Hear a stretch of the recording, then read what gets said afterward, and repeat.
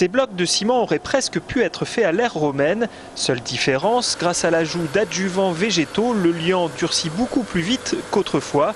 Sinon le principe reste le même, associer de la chaux à une argile calcinée, ici le métakaolin. La production de métakaolin ne conduit qu'à l'émission de vapeur d'eau et pas de CO2. Donc de ce fait, le mélange des deux permet d'avoir un bilan positif et de réduire de 30% les émissions de CO2 par rapport à un ciment classique.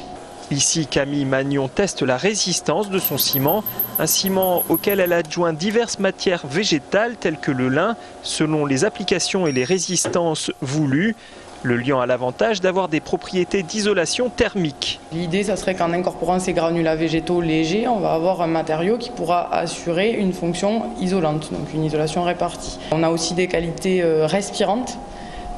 C'est-à-dire de perméabilité à la vapeur, on va pouvoir avoir une ambiance plus agréable, plus confortable au point de vue de l'humidité grâce à ce matériau. Ce nouveau ciment est en phase de développement industriel. Associé à du chanvre et à du tournesol, il fera bientôt l'objet de blocs préfabriqués type parpaing, des blocs qui pourront être utilisés dans la conception de maisons écologiques.